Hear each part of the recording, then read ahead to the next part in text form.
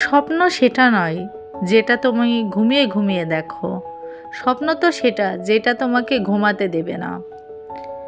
সেই স্বপ্নকে তোমাকে সফল করতে হলে অবশ্যই করতে হবে কঠোর পরিশ্রম। কারণ এমন একটা সময় আসে যখন নিজের ছায়াটাও নিজের পিছু ছেড়ে দেয়, যখন সে আলোর দেখা পায়।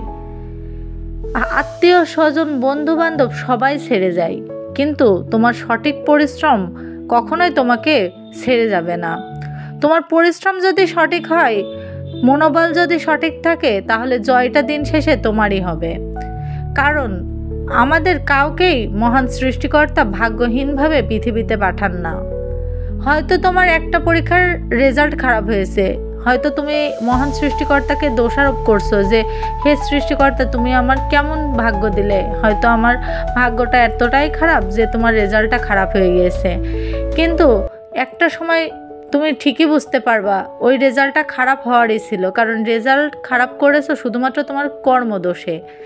তুমি যদি দিনরাত 24 ঘন্টা মনে করো যে আমি অনেক মেধাবী, আমার পড়া লাগবে না, তো সেক্ষেত্রে কি তোমার মেধা জয় হবে বলো?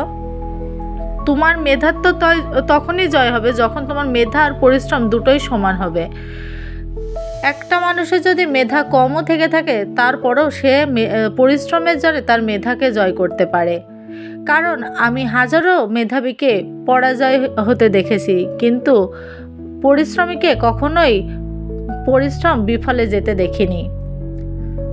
তুমি যদি মহান সৃষ্টিকর্তাকে স্মরণ করো এবং তুমি কঠোর পরিশ্রম করো, তাহলে তোমার ভাগ্য পরিবর্তন করতে সক্ষম মহান সৃষ্টিকর্তা।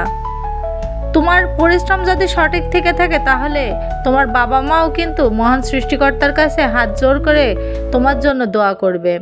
তোমার শিক্ষক, তোমার বন্ধু বান্ধব, আত্মীয় স্বজন সকলেই হয়তো তোমাকে ভয় দেখাবে যে সামনের পথটা অতটাও সোজা নয়, কিন্তু সোজা তো তোমাকে করে নিতে হবে। সামনে চলার পথ কারোরই কখনোই সোজা থাকে না। তুমি যখন একটু পড়ে যাবা সামনের দিকে হোঁচট খেয়ে, তখন হয়তো তোমাকে উঠে দাঁড় করানোর মতো কাউকে পাবা না। কিন্তু যখন তুমি ঠিকই উঠে দাঁড়াবা, যখন দৌড়ানো শিখে যাবা, তখন কিন্তু তোমার পেছনে হাতে তালি দেওয়ার জন্য প্রচুর লোক পাবে। তো এই পরিশ্রমটা শুধুই তোমার। তুমি কেন ঘুমিয়ে থাকবে? পরীক্ষাটা শেষ হয়ে গেলে তো তুমি দিব্য এনজয় করতে পারবে। তো তখন কেন নয়? তুমি এখন কেন এনজয় করছো? তুমি স্বপ্নকে বাঁচাও। সময় শেষ হয়ে গেলে তোমার স্বপ্নকে কোনোভাবেই তুমি বাঁচাতে পারবে না। তোমার স্বপ্নকে তোমাকেই বাঁচাতে হবে, তোমাকে দেখিয়ে দিতে হবে আমিও কিছু পারি, আমার দ্বারাও সম্ভব।